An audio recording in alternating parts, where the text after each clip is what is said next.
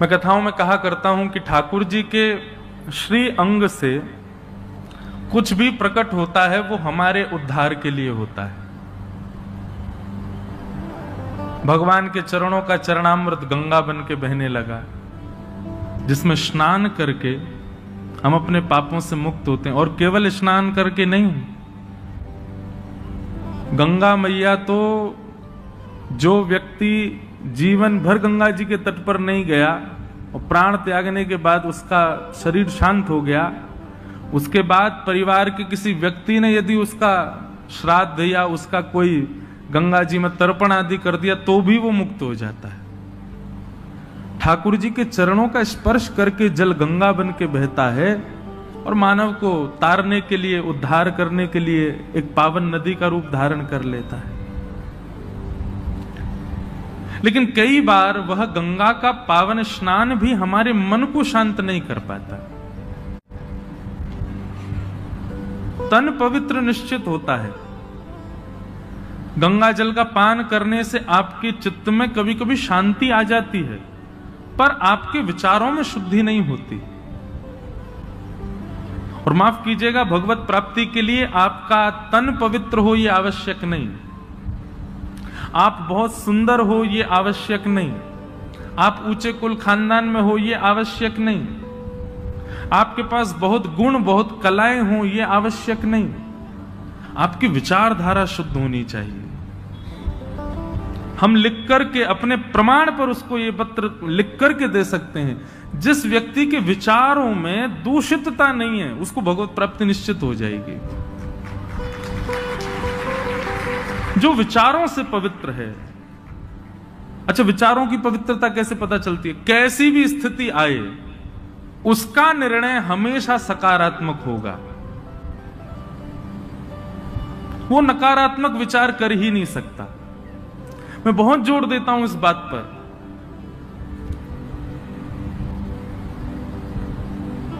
बुद्धि की शुद्धता बहुत जरूरी है और वो भागवत से ही होती है। इसीलिए भागवत को भी भागीरथी कहा गया। भागवत भागीरथी क्यों? तन की पवित्रता के लिए गंगा चरणों से प्रकट हुई है, पर बुद्धि की शुद्धता के लिए भगवान ने अपने मुख से गंगा प्रकट की। श्रीमद् भागवत के दसम स्कंद में नवयोगेश्वर संवाद है। वहां नवयोग, आप लोगों को भी अवकाश मिले, एक कथा हम आपको अपनी बताते हैं, वो जरूर सुनिएगा।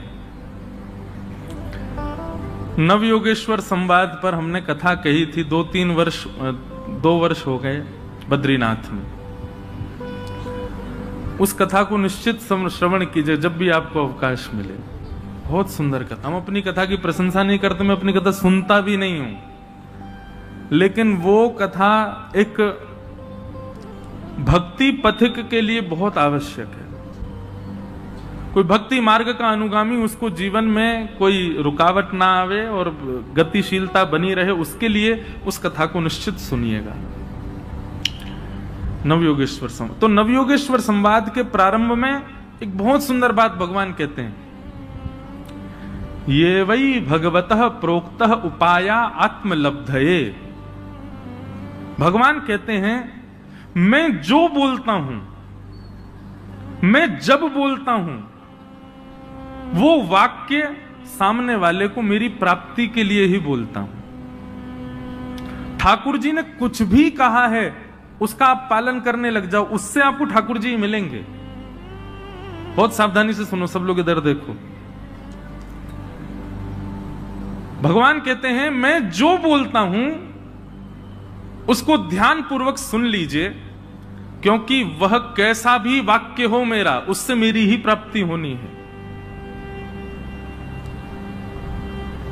और भगवान कहते हैं, इतना विश्वास करके मेरी वाणी को सुनना कि अंजह पुंसाम विदुषाम वृद्धिम भागवतान हितान।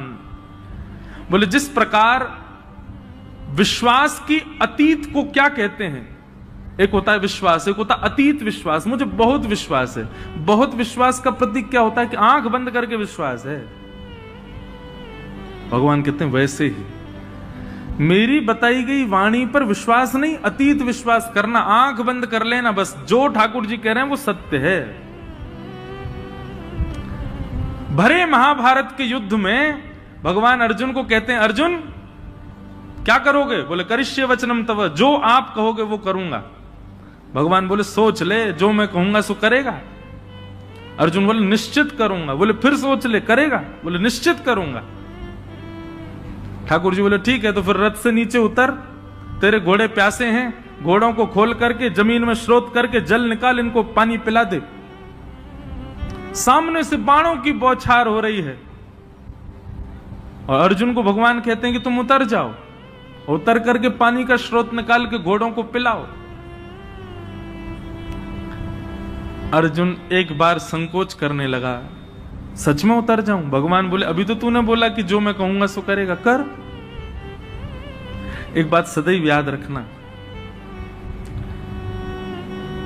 ठाकुर जी के प्रेमी यदि आप बन गए हैं, ये जितने प्यारे दिखते हैं, जितने सुंदर दिखते हैं, जितने इनके प्रति आकर्षण है, उतने ही ये परीक्षाएं लेते हैं। मैं कभी कभी कहता हूं बड़े कठोर हैं। आपने कह दिया ना ठाकुर जी जो आप कहोगे सो करूंगा, उसी दिन देखना ठाकुर जी ऐसा कुछ कहेंगे जिसको करने में आप कतराओगे।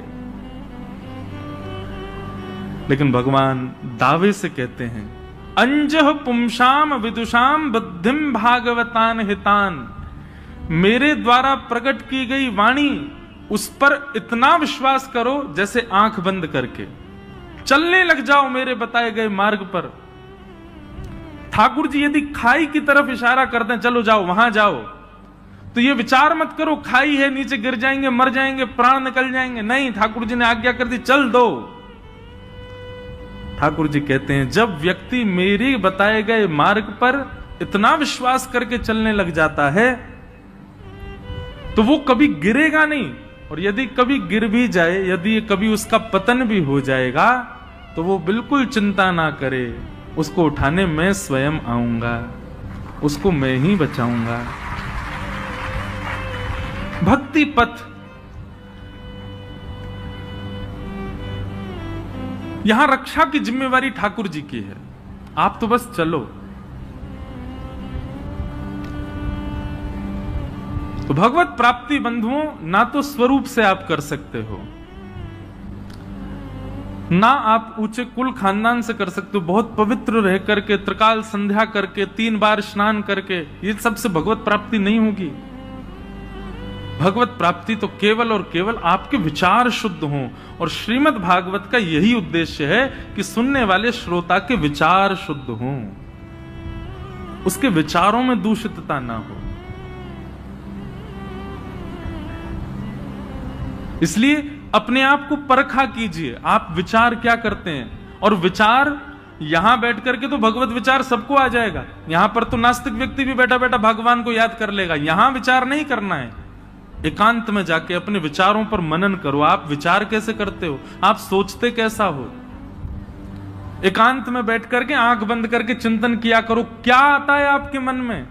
दूषितताएं आती हैं, संसार के विषय आते हैं, संसार के विषाद आते हैं, तो निश्चित है आपके विचार अच्छे नहीं है, भगवत प्राप्ति में भी बाधा है।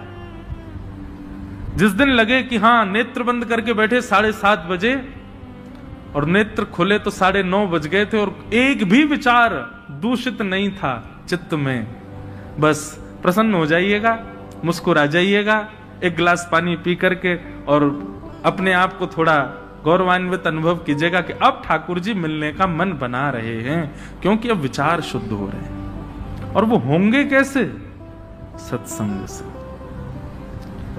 जाढ्यम धियो हरति सिंचति वाचि सत्यम, मानोन्नति दिशतु पापम पाकरोति, लक्ष्मी तनोति वितनोति च दिक्षु कीर्ति, सत्संगति कथय किम न करोति पुंसा। सत्संग क्या करता है, कथा क्या करती है? सबसे पहला काम, जाढ्यम धियो हरति सिंचति वाच सत्यम। बहुत सावधानी से सुनिएगा सब लोग।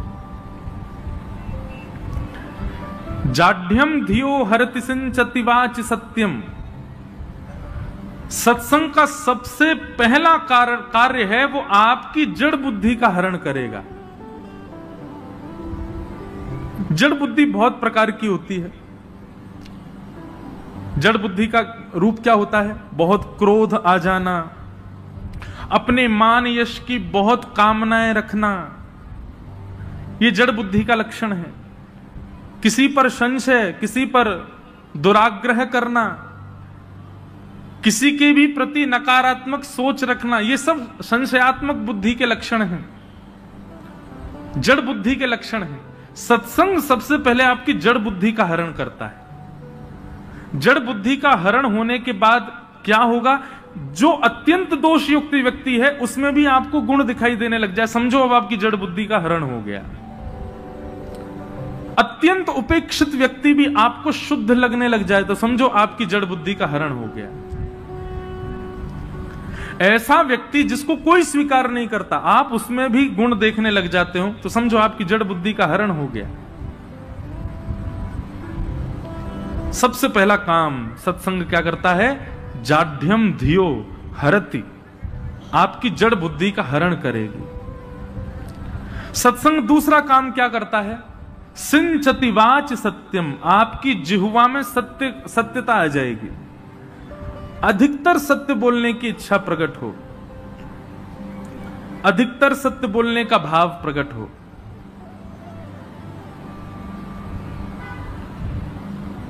और सत्य बोलने का भाव मतलब क्या है बंधुओं? हरि चर्चा, हरि स्मरण, ज्यादातर हरि का गुणगान, ऐसी इच्छा प्रकट हो चित्त में। हरति सिंचति वाच सत्यम। तीसरा काम सत्संग क्या करता है? मानोन्नति दिशतु पापम अपाकरोति, मान और सम्मान की कामना को नष्ट कर देता है चित्त से। सत्संगी व्यक्ति को ज्यादा सम्मान की इच्छा नहीं होती, मान की इच्छा नहीं होती, प्रतिष्ठा की इच्छा नहीं होती। और मान, प्रतिष्ठा, यश, वैभव की इच्छा रखता है और सत्संग भी करता है तो समझ लेना आडंबर है, सत्संगी नहीं है वो व्यक्ति। सत्संगी व्यक्ति को मान की इच्छा नहीं होती, सम्मान की इच्छा नहीं होती। श्री एकनाथ जी महाराज, एकनाथ जी का चरित्र आता है, उसमें ऐसा वर्णन करते हैं कि श्री एकनाथ जी रोज गंगा स्नान के लिए जाते थे। तो जब वो स्नान करने के लिए जाते तो एक मौलवी, एक मिलेच्छ, वो उस क्षेत्र का कुछ था, उसकी चलती थी वहां पर। एकनाथ जी जैसे ही गंगा स्नान करके निकलते तो उनके ऊपर पानी पी करके कुल्ला कर देता, और उनके ऊपर ना भी करता तो वो ऐसा करता कि एक आध छींट उनके ऊपर पड़े, ऊपर छत पे खड़ा होकर के करता। एकनाथ जी महाराज फिर से गंगा स्नान करने चले जाते। कथा प्रसिद्ध है, 50 बार करता, लेकिन 50वें बार एकनाथ जी गंगा जी में चले जाते। उस पर क्रोध नहीं करते थे। एक दिन वो अपने किसी काम से कहीं चला गया, मिलेच्छ मौलवी। एकनाथ जी महाराज आए, एकनाथ जी ने आकर के गंगा स्नान किया। गंगा स्नान के बाद उसकी छत की ओर देखने लगे, और छत की ओर देख के वहीं खड़े खड़े प्रतीक्षा करने लगे कि आज इसने कुल्ला नहीं किया मेरे ऊपर। किसी ने आकर के कहा, एकनाथ जी आप यहां क्यों खड़े हैं? बोले भैया वो एक व्यक्ति का नियम है, मैं जब जब गंगा स्नान करूं मुझ पर कुल्ला करता है, आज वो आया ही नहीं यहां पर, उसकी प्रतीक्षा कर रहा हूं, वो आ जाए कुल्ला करे तो फिर उसका नियम पूर्ण हो। सामने वाले व्यक्ति ने कहा, धन्य है आप कैसे व्यक्ति हैं? वो आपका रोज अपमान करता है और आप आज वो नहीं है तो उसकी प्रतीक्षा कर रहे हो कि वो अपमान करे। बोले भैया उसकी कृपा से मैं 50 बार गंगा स्नान तो भी कर लेता हूं, नहीं तो मैं तो आलसी जीव हूं, एक डुबकी लगा के भागता हूं। कम से कम उसकी करनी से मैंने अनुभव किया, 50 बार मुझे स्नान करने का अवसर मिलता है, इसलिए मैं उसकी प्रतीक्षा कर रहा हूं, वो आ जाए। हम ऐसे बन सकते हैं? हम उस गली से ना जाएं, जिस गली में ये ना पूछा गया हो गाड़ी कितनी की लाए।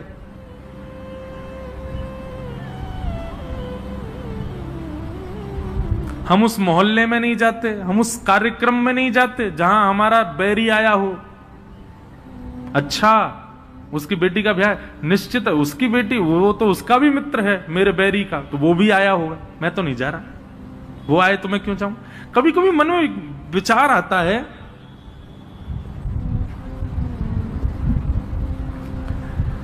हम लोग कैसे हैं, हमारा स्वभाव कितना ज्यादा संकीर्ण हो चुका है। छोटी छोटी बातों पर, छोटे छोटे विषयों पर हम कितनी दूषित भावनाएं ले आते हैं अपने चित्त में। कभी ठाकुर जी से सीखो, ठाकुर जी कैसे हैं, उनका स्वभाव देखो कैसा है, कितना प्रिय स्वभाव। हम उनके लायक किंचित भी नहीं है, पर फिर भी ठाकुर जी नित्य हमको दर्शन देते हैं, नित्य अपना नाम हमारे मुख से बुलवाते हैं।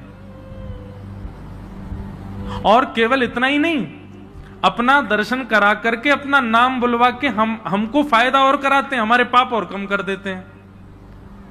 भले ही हम पाप करके ही आ रहे हैं। एक श्लोक बोला जाता है कई मंदिरों में आरती के बाद, पापो हम पाप कर्मा हम पापात्मा पाप संभव त्राहि माम पुंडरीकाक्ष सर्व पाप हरो हरि।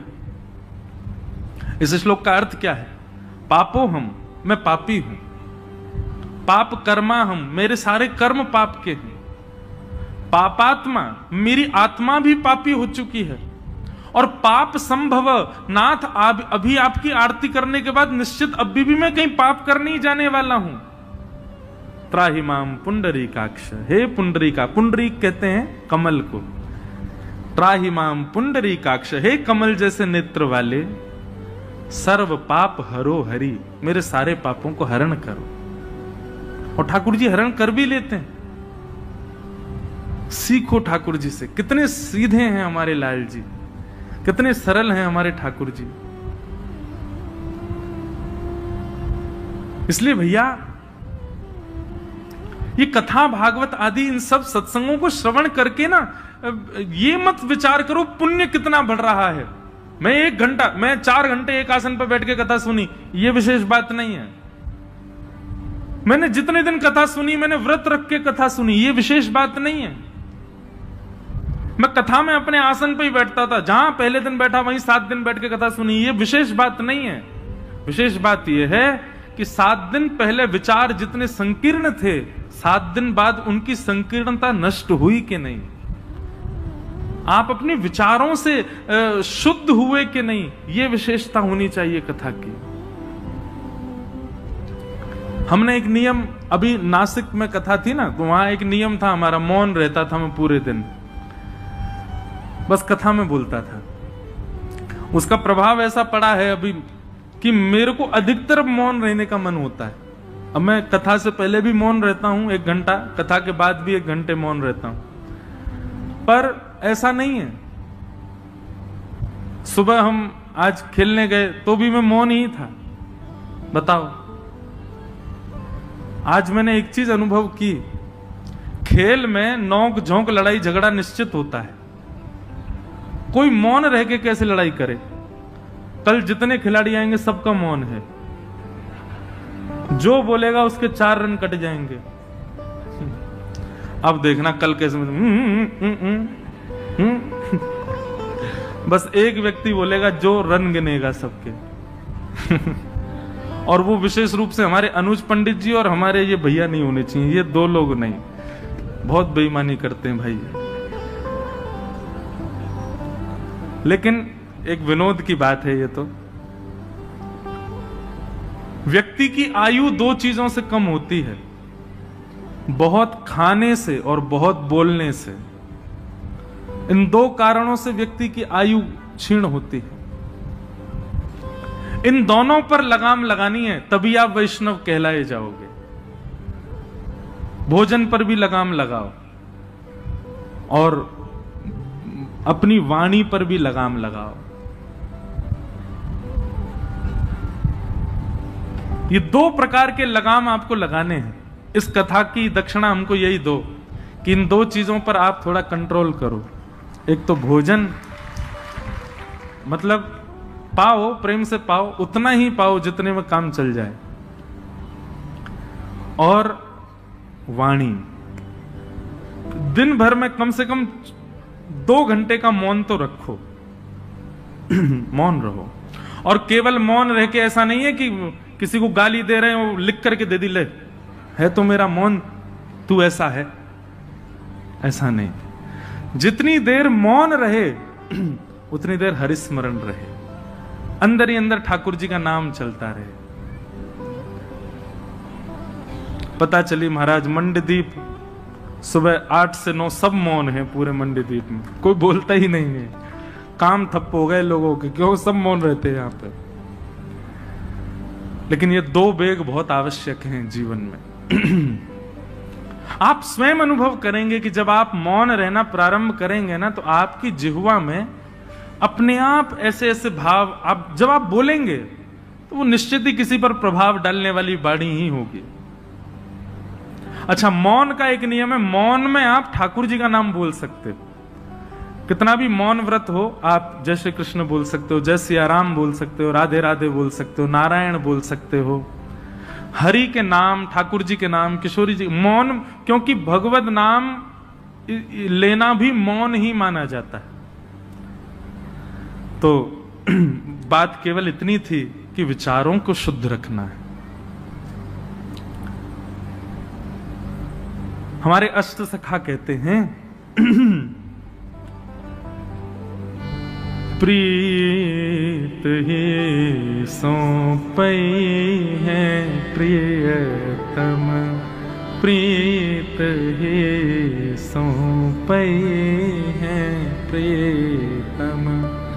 यद्यपि रूप गुण शील सुधरता, इन बातन नार झई है प्रीतम, इन बातन नार झई है प्रीतम, प्रीत ही सौंपई है प्रीतम। अष्ट सखा कहते हैं, प्रीतम प्रीत ही सौंपई है। पई है मतलब मिलेंगे। किससे मिलेंगे? बोले प्रीत से मिलेंगे। यद्यपि रूप गुण शील सुधरता, चाहे तुम कितने भी रूपवान हो, शीलवान हो, गुणवान हो, इन बातन ना रिझई हैं।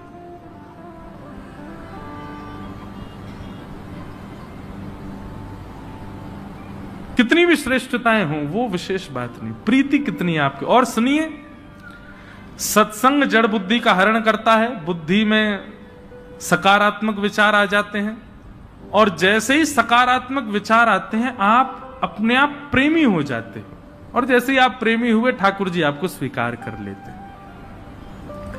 ये भागवत की यात्रा भैया ठाकुर जी के स्वीकारीकरण की यात्रा, कि वो हमें स्वीकार करें। एक व्यक्ति ने मुझसे पूछा कि महाराज जी, मानव का उद्देश्य क्या होना चाहिए? मैंने कहा आप बताओ। बोले कि आप तो यही कहोगे भगवत प्राप्ति। मैंने कहा नहीं, भगवत प्राप्ति उद्देश्य नहीं है मानव का। तो हम ठाकुर जी से मिलें, ठाकुर जी हमको मिलें, ये हमारा उद्देश्य नहीं है। ठाकुर जी हमको प्रिय लगे, ये हमारा उद्देश्य नहीं है। हमारा उद्देश्य केवल ये, हमारे कर्म ऐसे हों, हमारे विचार ऐसे हों, हमारे भाव ऐसे हों, हमारी बुद्धि ऐसी हो कि उन सब से हम ठाकुर जी के प्रिय बन जाएं। ठाकुर जी तो सबको प्रिय लगते हैं, पर ठाकुर जी को प्रिय कौन लगता है? ये बड़ी बात। ठाकुर जी के प्रिय बनने का विचार करो। देखो, हर मानव किसी अन्य व्यक्ति के लिए अपना निर्माण करता है। बहुत ध्यान से सुनिएगा। हर व्यक्ति किसी को दिखाने के लिए ही अपना निर्माण करता है। बालक माता पिता की नजरों में श्रेष्ठ बनने के लिए पढ़ाई करता है, डिग्रीज लाता है, अच्छे से एग्जाम देता है और मेहनत करता है कि मेरे माता पिता का सीना चौड़ जाए कि हाँ, हमारा बेटा बहुत अच्छा है। पत्नी अपने पति को रिझाने के लिए सब क्रिया करती है। संसार में हर व्यक्ति किसी एक व्यक्ति को केंद्र में लेकर के ही अपना निर्माण करता है। वैष्णव को चाहिए ठाकुर जी को केंद्र में रखे, और वो हमसे रीझें, उसके लिए अब क्रिया करें। आज तक हमने सारी वो क्रिया की जिससे संसार रीझा हो, पर अब वो करना है जिससे ठाकुर जी रीझे। यही वैष्णव धर्म है।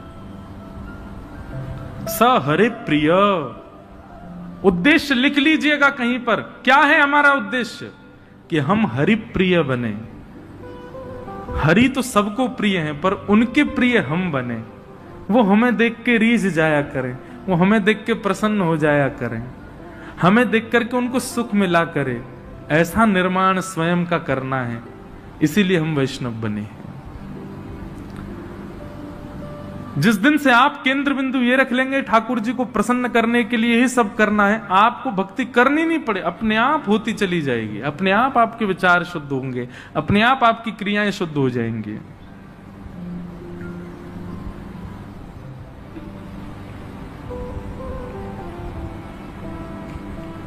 कल हमने एक बात कही थी कि हम एक श्लोक सुनाएंगे कि जगन्नाथ भगवान का दर्शन करने से सारे ग्रह जितने भी खराब हों, आज ही अपनी कुंडली दिखवाइए और उसमें पूछिए ज्योतिषी जी से कौन सा ग्रह हमारा खराब है, और उस ग्रह का हम आपको यहां पर एक निदान बता रहे हैं। उस अंग का जगन्नाथ जी का दर्शन करना नित्य, जरूरी नहीं जगन्नाथपुरी जाके ही करो। जगन्नाथ जी का चित्र सबके पास होगा, नहीं है तो गूगल से निकाल लो, कहीं से भी लाओ। उस अंग का दर्शन नित्य करना प्रारंभ, आपका वो ग्रह अपने आप ठीक हो जाएगा।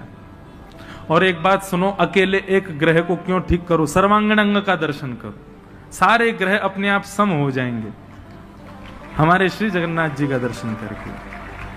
तो वर्णन करते हैं, बहुत ध्यान से सुनिए कि भास्करो दक्षिण नेत्रम वाम नेत्र विदुपनम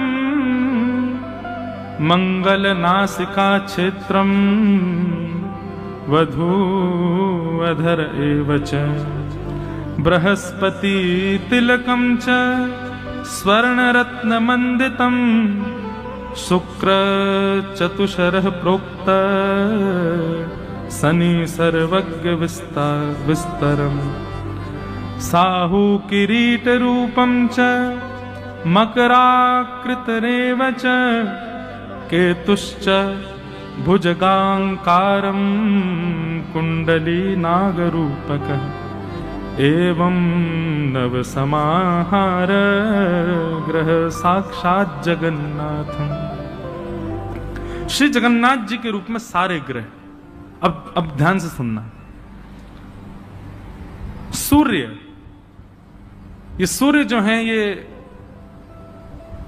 जगन्नाथ भगवान का वाम नेत्र, ये सूर्य है। चंद्र जो है, सूर्य जो है ये दाहिना नेत्र है, और चंद्रमा जो है ये वाम नेत्र है।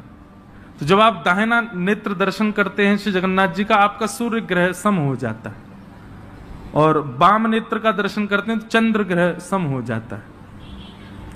फिर मंगल ग्रह कौन सा है? बोले नासिका।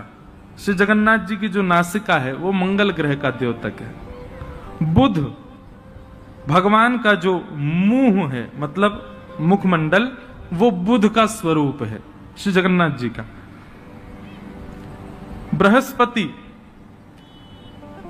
यानी कि गुरु, वो महाप्रभु श्री जगन्नाथ जी का जो स्वर्ण तिलक है जिसमें हीरा मंडित होता है, वो भगवान का यहां स्वर्ण तिलक धारण करते हैं, उसमें बृहस्पति का निवास है, उससे बृहस्पति ग्रह शुद्ध हो जाता है। शुक्र, मुखार विंद को देखने पर चार कोने जो जगन्नाथ जी के दिखाई देते हैं, ऐसे जगन्नाथ जी का रूप कैसा है, ऐसे पूरा मुख है, तो ये जो चार कोने हैं श्री जगन्नाथ जी के, उनका दर्शन कर। बीच बीच में भैया वो बड़ी वाली एलईडी में जगन्नाथ जी दिखा देना हो तो, नहीं तो हमारे ये बैठे लो सब रे ग्रह बैठ के कथा सुनने श्री जगन्नाथ। अब ये जो है, ये चार अंग जो हैं, ये चारों शुक्र के स्वरूप हैं। देखो आप विराजो, ये हमको वहीं के सेवायत ने प्रदान किए श्री जगन्नाथ जी। बोले इसके भाव से नित्य श्री जगन्नाथ जी आपकी कथा में रहेंगे, तो बहुत सुख मिलता है। श्री जगन्नाथ महाप्रभु कथा श्रवण करते हैं तो शुक्र यानी कि मुखमंडल के जो चारों कोने हैं उनका दर्शन करने से शुक्र ग्रह शुद्ध होता है। फिर मुखमंडल पर जो कालीमा है, जो कृष्ण वर्ण है श्री जगन्नाथ जी का, उस कृष्ण वर्ण का दर्शन करने से शनि की दशा खत्म हो जाती है। किसी को शनि, अच्छा एक बात कहें, शनि की दशा 7.5 आदि ये बुरी नहीं होती है। शनि की 7.5 किसी की चल रही हो और उसका कर्म बुरा हो तो शनि बुरे होते हैं। यदि शनि की 7.5 आ जाए और व्यक्ति का कर्म शुद्ध हो तो शनि 7.5 बहुत ऊंचाई पर भी पहुंचा देती है। तो शनि किसी के यदि थोड़े गड़बड़ा रहे हों तो श्री जगन्नाथ जी के मुखमंडल पर कृष्ण वर्ण यानी कि काली, जो काला स्वरूप है जगन्नाथ जी का, उसका दर्शन करो। राहु, मुखार बिंद पर स्वर्ण आकार की जो रेखाएं हैं वो राहु का दर्शन, राहु को सम करती हैं। और केतु, मुखार बिंद के नीचे का स्वरूप भाग जो है वो यहां पर केतु को शुद्ध करता है। इस प्रकार श्री जगन्नाथ जी का जो सर्वांगीण विग्रह है उसका नित्य दर्शन करने से आपके सारे जितने भी ग्रह हैं वो सब सम हो जाते हैं, अनुकूल हो जाते हैं। अच्छा, अनुकूल का मतलब ये नहीं है कि आपको करोड़ों का प्रॉफिट रोज होगा। अनुकूल का मतलब ये है कि भक्ति में मन लगेगा, कथा सुनने में मन लगेगा, वृंदावन जाने का मन करेगा, संतों की सेवा का मन करेगा, ब्राह्मण सेवा का मन करेगा, ठाकुर जी की सेवा का मन करेगा, सबसे अच्छा बोलने का मन करेगा, सबका भला करने का मन करेगा। इसको समझिए शुभ। ये शुभ का मतलब ये नहीं होता घर बन गए, प्रॉपर्टी मिल गई, बहुत सारा धन आ गया, ये शुभ नहीं होता है।